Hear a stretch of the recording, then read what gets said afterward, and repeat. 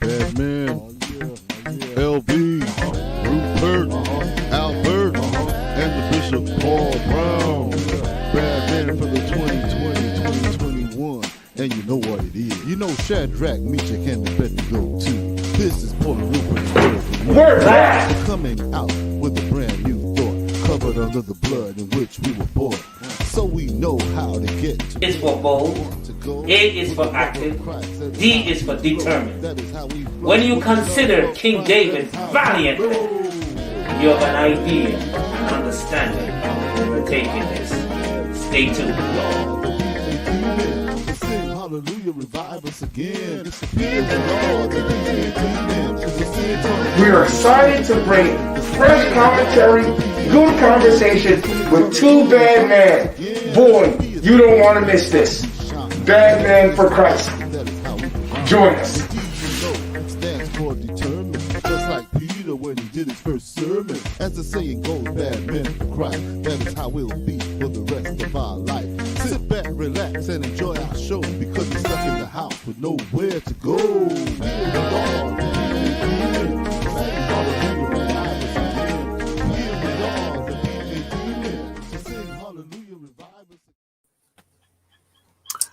Good evening, everyone. My goodness, Overseer.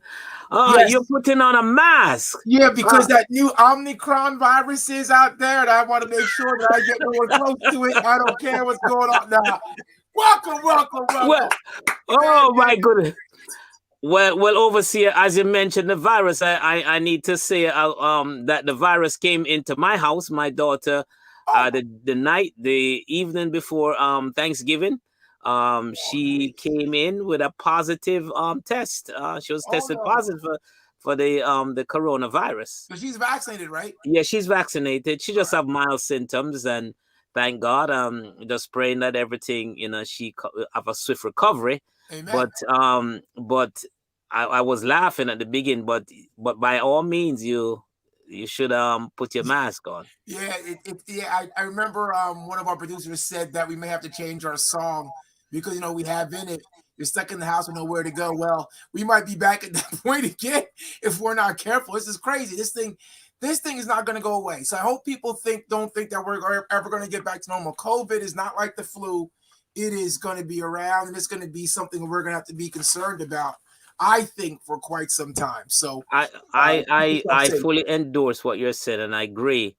So we just need to be careful and continue to encourage people to get vaccinated. That's just my view of it. My view, at least. I mean, people do have their own preferences. Yeah.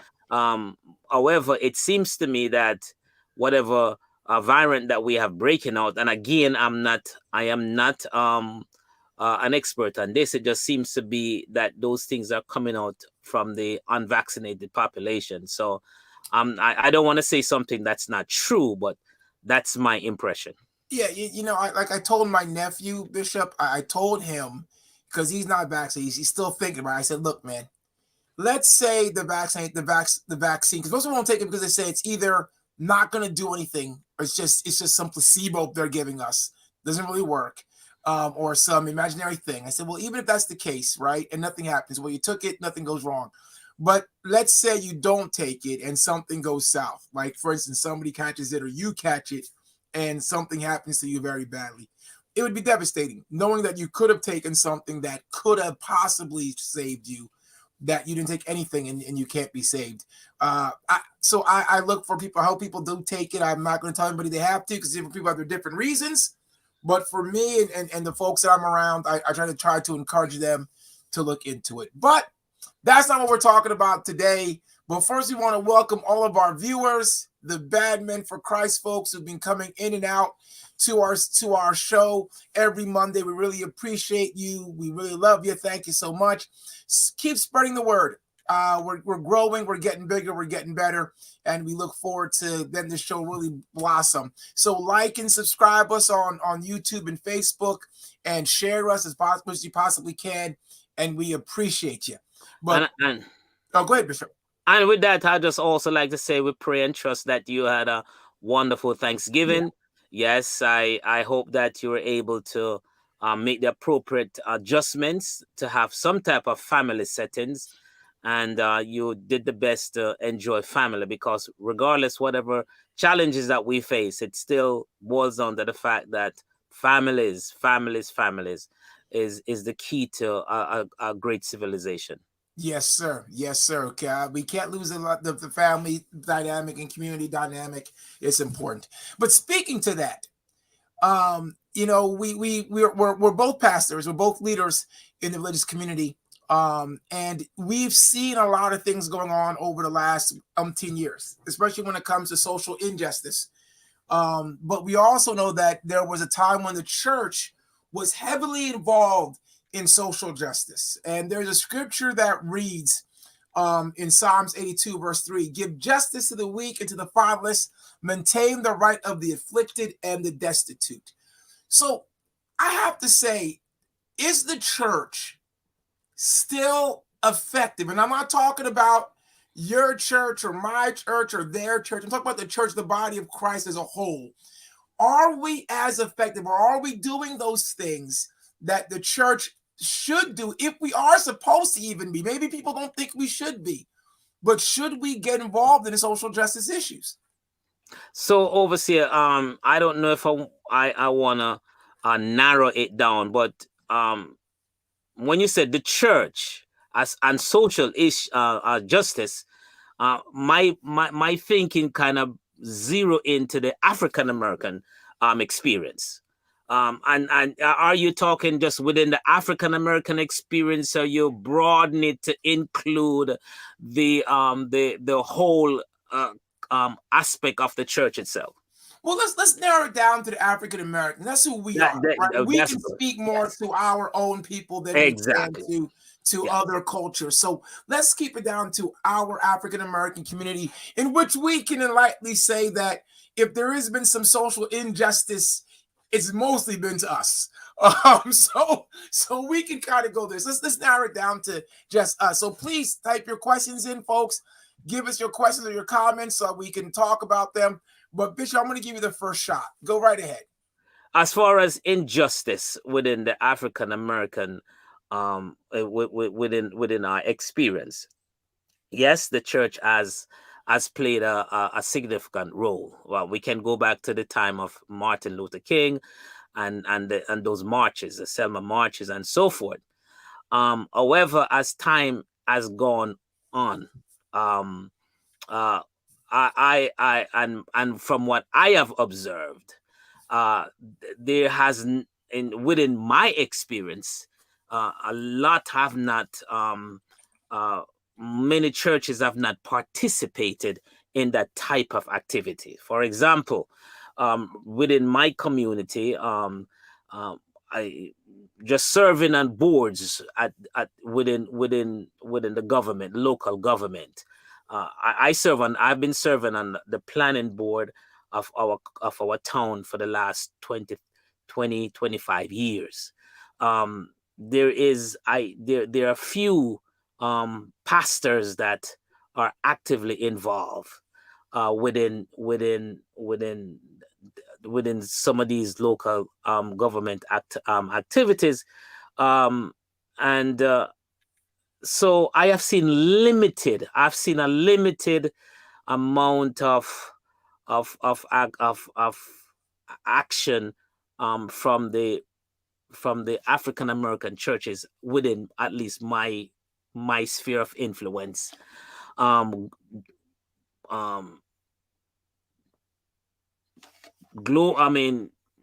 the nation on a national basis, I can't speak to that. But my sense is, no, we're not as involved in social justice as we were in the past. My biggest worry and my biggest concern is, because you were saying there were some serving. I've seen a few of these pastors serve on these committees, but it wasn't for the sake of helping the community that they're in. It was more so helping their own brand. And it seems like even we pastors are looking to have a brand, leaving the opsis of I'm here to serve the community, I want to be on this board or on this group because I know that I can affect, I have knowledge or skill that can help this community. But if it does not show them in a good light, or if it does not help their brand, I'm not going to do it. That's kind of what I'm nervous about. But because I think that social justice, one of the biggest things that we as leaders have to worry about, church leaders, especially in the Black community, is, are we being effective, or are we just sitting there wasting time? If you're not being effective, you're wasting time. I look at it in that way. Well, we had a bishop from Portland that came in that was actively a part of the Black Lives Matter movement. I don't, from that interview, I didn't think that we moved the needle any that much within, because I still haven't gone on a march. I mean, I thought about it, but I didn't get a sign. It's true. I was not out marching. Why didn't we? And I have to think about whether or not I'll go marching either as well, because the whole aspect of marching is changing based upon how things are happening within our society. But Bishop, why didn't we put, like, I didn't either. I didn't go on a march, so that's not a big deal to me about going on a march. But I didn't put up a Black Lives Matter sign at the church in which my membership is Black. I might have a couple Hispanic, but for the most part, I'm a minority-based Black church. And why didn't I put up a Black Lives Matter sign? Was I scared that I would be boxed into a group? Oh man, I didn't even think about that. That's a really question that I have to ask myself, and I think other pastors and leaders have to ask themselves, why didn't you put up a sign? Well, I had two Black Lives Matter sign, Black Lives Matter sign that was given to us, and rather than them making it to the lawn, both at my house and at the church, they stayed in the house. Oh. So I really believe that to a certain aspect, it wasn't that I was scared, but maybe I could not find. Maybe it didn't affected me enough. And this is just my thinking on the top, right off the top, because if it had really affected me hard enough, I think it would have generated some type of action. But because there was no action to put the sign up, and maybe I might just not be big in signs. But what do you mean it didn't affect you enough? What didn't affect you enough? What I'm saying, the aspect of it, because I'm not saying I didn't feel that this Black Lives Matter conversation wasn't a part of my thinking. I'm saying just usually for to have action, for something to happen, something has to move you to do something. So why, even though I was on board with it, why didn't it have me to put the sign up in my front yard? Yeah, that's what I'm saying, though. I mean, and the other thing that I'm wondering is, and nobody in the church, young or old, said to me, "Pastor, me to put up a sign." No one came to me and said, "Why don't we have a sign out?" This movement was meant to affect, like the civil rights movements and marches back in the 50s and 60s, were meant to affect a movement of a united thought process. And you know what? I don't know if the churches, because I went by many churches that didn't have the signs up. I don't know if we caught on to the social justice part, that just putting that sign up speaks to the fact that as a religious body, we agree that that killing of innocent black people, or killing of anybody, but mostly innocent black people at this time, is something that we need to speak about. Why are you doing this? We want the. I had a police officer conversation. Yes, I did. We had a workshop. We had police officers come on and we talked, and wonderful. We brought people together. Okay, that was great. But on a day-to-day basis, when somebody drove by my church, they didn't see the fact that I agree that Black Lives Matter. And kind of right now, I'm like, wow, I didn't do that. It's making me think I might have to go get me a sign. I might have to get a sign. So I know we got some questions. So come on, bring the question in. So this is from Ken Walsh. Does the Black church keep Black people quiet and compliant on issues like these? Does the Black church keep people quiet and quiet and compliant on issues like these? What do you? I guess he means like the Black Lives Matter issues and some other social injustice, like even medical issues, insurance, premiums, things like that. Getting information out on different type of social services. What do you think? Does the Black church keep people quiet? Well, we had a discussion. Like I said, there was a discussion as to whether or not, because it was a march not too right within our community, and I had a discussion with the young people, and I did not tell them not to go, right? So I can't say that I can speak for First Pentecost that I did not say do not go, right? You see, so I can't say that I was keeping them quiet. I'm not saying, but maybe to answer his question, maybe he's asking like, why didn't I say to the church, hey guys, let us go, and have and march on this issue? Yeah, I mean, because in the past we have, as a church, gone and march on issues. So for I have led our church and with other churches, and we have gathered together and marched on some issues in the past. But with the Black Lives Matter, there was not that synergy around it within the church. But there should have been, right? There should have been that synergy. There should have been.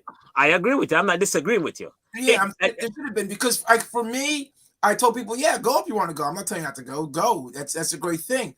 But I think that that there should have been a synergy. There should have been a collective get together. There should have been pastors in each town or each municipality saying, hey, we have to do this together and bring some unity to it. And take the lead, because we want to make sure that that people understand and be safe and all these things and issues. So we have to.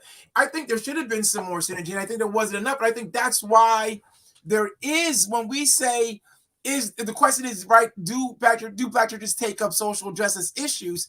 I'm saying not like we used to. Not like we used to. Well, interesting, overseer. Let's keep this in mind. You and I, being a part of a diocese, we, even as a diocese, didn't bring all the pastors together and have a discussion. So definitely, that we're pointing the finger at ourselves. Yeah, and Sean Gore wants to ask a question. He's a producer on the show. And he's asking us a question. But if you had the conversation, why did you feel the urge to attend the march? Now he's asking us about our own personal. Why didn't we do something? And it wasn't I didn't feel the urge to attend the march. That wasn't it. It really was the fact that I wasn't sure what the march was trying to accomplish.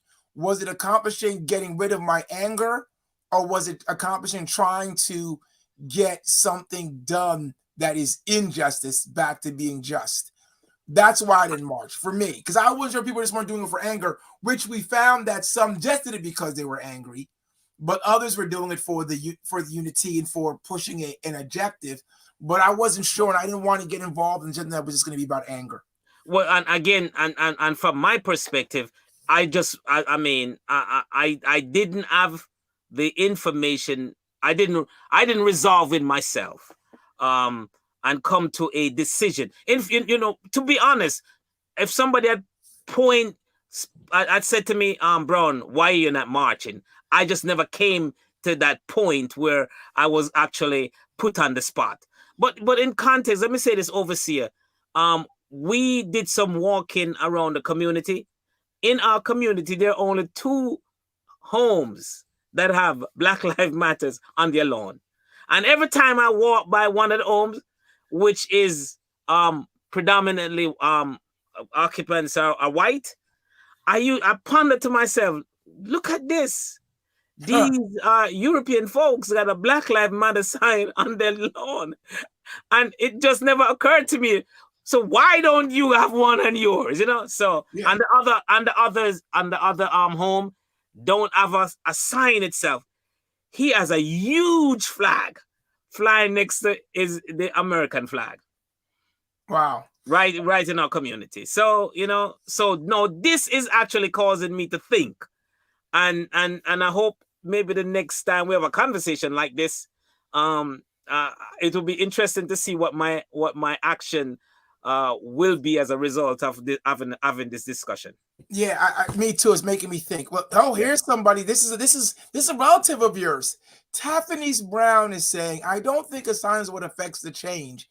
Going out to marches was what really matters to me. People place signs just so that people wouldn't comment or not support their business. So she's saying that she thinks it's not the sign, it's the march. And I'm not going to 100% disagree with her, but I'm also going to say to her that sometimes it is the sign. Because a march I do today, a sign you see every day. And I cannot march every day, but I can put my support. And the sign says I support you every day. So and of course, Overseer, she was one of the individuals that was the young people, as I was mentioned. I didn't want to call any names, but I said we had a discussion with the young people. There you go. I didn't say don't go march, or it's up to you as to what you want to do. I wasn't going to stop you from going to march. So again, that was a good question, and it actually highlights the point I was making. Right. My wife just texted me and reminded me. She said, Sophie and I went on the march, if you remember, but you were still recovering from COVID. I said, yes, I remember. I don't want to beat it up, but that was the thing. Because I don't want to use COVID as my mask. But yes, I was recovering from COVID at the time. I was stationary. I was in solitude in my room. No one could come in or come out. But they did go on the march. But I was glad that they did. But yeah, so here's another question. Can Black pastors rock the boat on issues in the news without fearing for the government tax exempt status? It's a situation. Sorry. Well, I don't think the tax exemption status is a church-wide issue. So you can't necessarily just look at just African American churches. I think African American, we can rock the boat, but it doesn't necessarily is going to affect, in my opinion, our tax exemption status. I think it's going to take much more than African American rocking the boat to affect the government status, our tax exempt status. Yeah, I agree with that. I think that it's going to take more, but what it can do, though, is if too many Black churches become a little bit too boisterous and too loud, they can find other ways to affect us. So that's something we have to worry about. But remember, Tuna, a lot of our African American churches don't even really have tax exempt status. They just have the grandfather state. That's what I'm saying. They're over 501c3, right? Yeah, because they have not gone through to spend the $2,500 and the lawyers to actually get that. So yeah, you will have to do some statistical analysis on that to see exactly where we stand positionally in that. And that's what I was saying. New Jersey is a different way, right? New Jersey has a tax exemption within the state for churches, but not federally.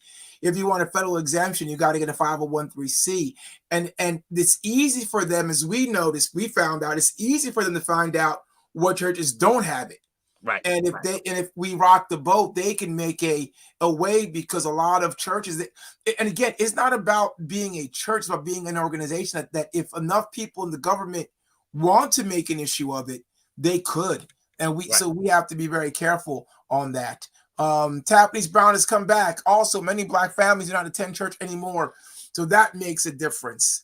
Many Black families do not attend church anymore. That's a good point, but I don't think that is that's going to be a state of mind. I think we're in a season, but I think that will change over time. COVID was definitely a factor. But overseer, the change is not going to be better now. The change is going to be worse. So the point that she's making, you think Black family is going to be coming back to churches? Yeah. Okay. All right. I don't think it is a mainstay. I think this is something that is for now. It's a season, but I think it's going to change. I do not leave the mantra that save a woman, you save a child, save a man, you save a family. I still think that's going to hold true. Okay. All right. I could be wrong, but I think I hope you're right. Yeah. Yeah, but because the trend for where we are going, where the emphasis is on accountability and responsibility, there's the generational aspect of that is where I see folks are saying, I don't want that. I don't want that. And the church in aspect is in when it becomes a part of your life, calls you to be accountable, calls you to be responsible. And if the trend is away from accountability and responsibility, I see them running away from church. Yeah. You know what? I don't. Again, it's a tough one to call. I don't see that way. I see it being a season now, but I think there's going to be a season where people are going to see the need for it again. Going to see the need of community. Are going to see the need of relationship with God as a family. I think that COVID's going to bring the fact that COVID's not going away is going to bring people like, my God, I have to worry about this. For instance, he didn't die of COVID, but just the fact that a 30-year-old young man that I knew that used to come to church every once in a while, healthy, was a trainer, used to train people. He was a basketball coach, a football coach. He was trying out for a safety for a Canadian football team. He went to sleep last night, didn't wake up this morning. So what does that say? For us, if you didn't have a relationship with God, then he has only one destination. For those who think that they're invulnerable, well, you can go to sleep tonight and not wake up in the morning. So for me, I think that sooner or later it's going to click back and people will start coming back to church. I just have that feeling. All right. I have that feeling. So I think we had a vaccine question. Did we not have a vaccine question? If somebody can bring that in, we do want to answer all the questions. We don't want to leave any out. So, do you know of any Black pastors who will not take the vaccination and why? I know a ton of Black pastors won't take it. It's the same reason that a non-Black pastor won't take it, because they feel that there is some issue behind the vaccine. Matter of fact, I knew a Black pastor that did not take it, but he's no longer with us because when he caught COVID, he passed away. He was out of Louisiana. A good friend of mine that I partner with, he told me his good friend of Louisiana, who we just talked about the week before, was not vaccinated. We found out that he passed away after going to the hospital in there for 3 weeks. He passed away from COVID, and he was contemplating taking the vaccine, but he never took it.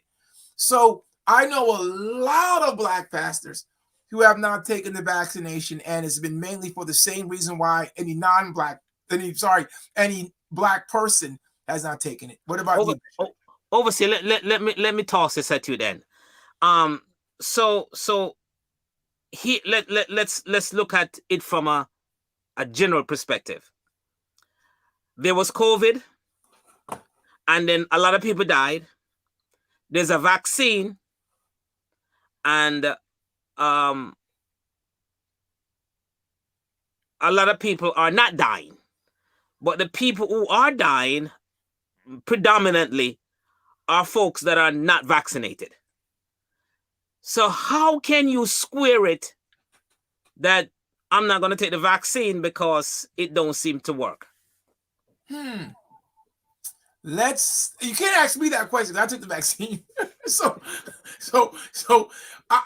if I'm thinking the way some of those folks are thinking, they're saying that, either I'm going to die of COVID or I'm going to die from the vaccine, because the vaccine is not healthy for my body. It may take longer to kill me, but it's still going to kill me. Maybe that's what they're saying. Me, myself, I'm not a non-vax person. If you're a non-vax person, I get it. You've never taken a vaccine. You've never done it. You lived up the fact that I didn't take a vaccine when I was a child. My parents let me take it. I never taken one. I don't take antibiotics when I get sick. I'm a non-vax person. I get it. Don't take it. I understand. But if you're not that mindset, yes, I took vaccines when I was a baby. I had to take all the shots. I took a shot all the time. I take my shots. Matter of fact, when I get a cold and the doctor prescribes me antibodies, or as we call it, what's it called again? Not antibodies. What's this? When you take the medicine to cure infections and fever? What's it called again? Well, that stuff, the pink stuff. When you take that. I know what you're talking about. Yes. When you take that, you're taking virus. You're taking antibodies to build up your immune system. The same thing. So why is it that you won't take this vaccine? That's what I don't get. You've taken many vaccines before, but you haven't taken this one. That one I don't get. I get it if you're an anti-vax person. I get it. But if you're not an anti-vax person, this should be not an issue for you. But I don't know. So that's a good question, but I can't answer it for you. Yeah. Okay. Yeah, because, well, for me, I had to go to Liberia. And one of the vaccine that they told me it was a must was yellow fever. I remember having a big discussion with Mrs. Bum was with me with the nurse, or the lady was administering, as to the different type of vaccine. There was one that was generic, and there was one that was non-generic.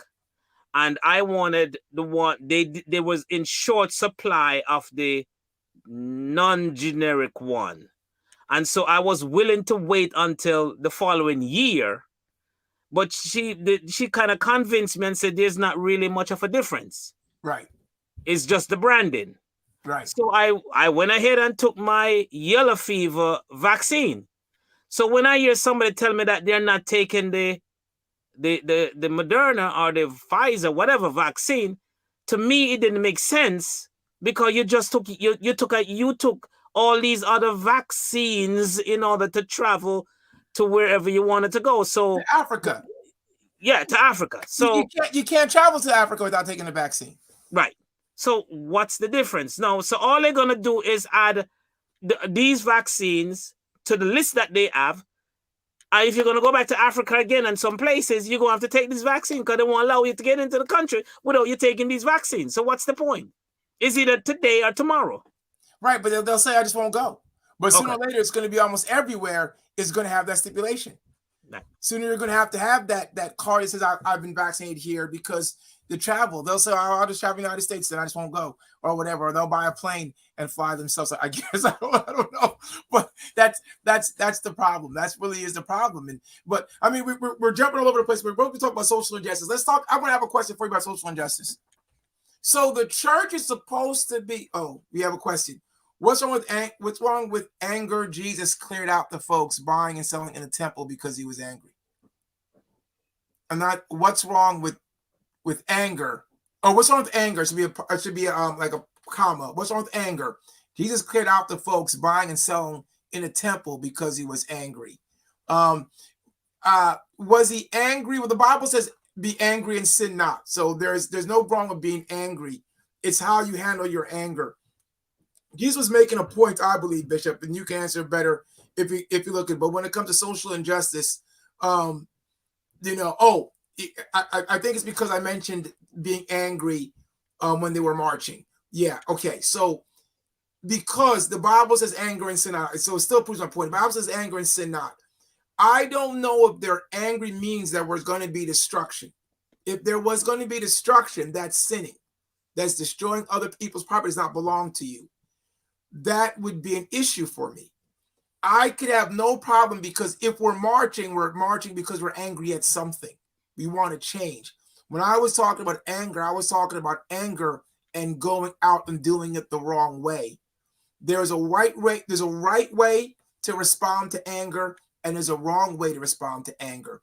When Jesus was angry in the temple, yeah, he tipped over tables, he took whips, he beat some people, but he was making a dramatic point that in the house of God, which is his house, which is really his house, get out. You don't belong in here. Me walking on the street and somebody, and I might not even done it, but the people that I'm with, and again, I was always taught as a child who you are associated with, so you are also seen as, right? So I might be the nicest kid in the world, but if my best friend is a bully, I'm going to be seen as a bully also. So that's what I think. But go ahead, Bishop, if you have a different thought. I think you did a good enough job on that. But I think what we need to do, as you're talking about the social justice issue, I think we should kind of set up ourselves for a subsequent show that deals with some of the things that are happening. All right. So listen to me now as I kind of set myself up, or set the show up for some previous conversation.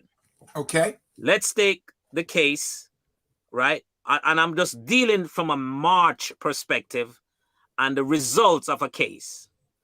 Let's take the Rittenhouse case, right? I'm not going to go into the specifics of it. Here is a guy that went to a march with rifle, shot up a couple people, and got off, right? Right? So we're talking about marching, Black Lives Matter, and so forth. So we now have the case where somebody can take a rifle to a march, and whatever the dynamics is, use his rifle. So a couple of people got killed, went to court, and he was able to get off. If I am going to go to another march and have that in the back of my mind, I'll be bringing my rifle too. So you got the guys who, the Rittenhouse, quote unquote, who goes with their rifle. Now you're gonna have the marchers now, who has the same right to carry rifles with their rifles. So in the future, it won't be a fist fight like in Charlottesville. It's going to be a shootout. Yeah. You follow what I'm saying? Because I do. You see what I'm saying? So the whole context now of social justice and marching is going to be taking another turn based upon the outcome of this one case. Now we can talk about the case in the future, but I'm just limited in to what I see that's going to actually happen. If there are going to be some Rittenhouse going with their guns in order to defend themselves, there are also going to be some marchers with their guns to defend themselves. And it's not going to be throwing fists in the future when you go to marches. It's going to be a shootout on both sides. I mean, I 100% agree with you, because I play basketball on the weekends, twice a week, and on Saturdays specifically I play basketball, and I was standing outside with some young guys who were talking, and they were specifically saying, when are Black people going to get it? We have to unite and come together. If they come ready to fight, we have to come ready to fight. If they come with this, we've got to be ready to come. Until we get that mindset where we come together, and we have to, if they choose to shoot 4 of our children, we're not going to go down there asking for, a court sentence. We're going out there looking to take somebody else out. That wasn't their full mindset, but they were making a point that sometimes violence has to meet violence. And that's what will happen if I really believe the church doesn't get involved still, because I had to sit there and say, well, look, I'm a pastor. I believe in unity like you do. I don't believe, though, that killing someone justifies killing somebody else. I don't agree with that. That's not how. Yeah. And they brought up some good points. I won't lie. They brought up some good points. I will say they said stuff like, well, when did not killing do the right thing? Because, yeah, people went to court and got off and they're no longer in jail, but yet they killed somebody. And they use that. And so when you see a person like Rittenhouse bring a gun, and people may not say he was at the rally, he wasn't at the march, he wasn't at the specific march for that, but he was there marching with his buddies to protect the city. He brought a gun to it, and yeah, sooner or later people are going to say, well, if they're bringing guns, I'm going to bring guns. And in my mind, you bring a gun, you are ready to shoot it. So that is why no gun should be allowed at these marches. But they're going to come and they're going to be more prevalent. And again, I saw what the producer said. I didn't say that he went to the march to march. I'm not talking about him. He went to the march, not to march with the group. Right. But he brought a gun. Now, when marchers start bringing their guns, I guess what Overseer is going to say, marchers bringing their guns and those who come to protect bringing their, we're going to be looking at a shootout. Yes. Yeah. Tapney's Brown, can we discuss how the media and the way everything became a political issue is what makes people so nervous? I was forced into it, but I was holding out. I guess she was forced into asking this question. So, Bishop, can we discuss how the media and the way everything became a political issue is what makes people so nervous? And I guess the question really is are these social justice issues, are they political issues or are they not? We got 3 minutes. That is a very good question. That's a very good question. What role does media play into escalating some of these things to bring them to cross the line? That is a good question. That's a good question. And how does the church can come in to somehow change the dynamics? That's also a good question. There's well, I'm going to hold that off until we have more time because we only have 3 minutes. But again, I hope that this conversation is setting the stage up for some other conversation that we can have in the future that will deal with not only with the Rittenhouse case, but also with the Arbery case and what role the media play and what role the church should play. Because if you look at the Arbery case, you have Reverend Sharpton who was interjected in there.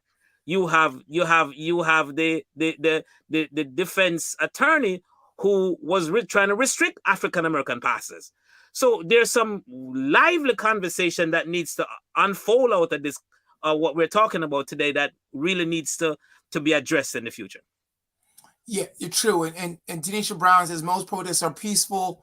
Outside influences cause issues because they don't want people of color to unite. That's a good point, Tanisha, but also not only do outside forces cause Black people to do things. There was the marches back in, I forget what year it was, but even in the city of Trenton, I think it was the Ferguson case. In the city of Trenton, Black people destroyed Black property. It wasn't any white people around. It wasn't any outside forces.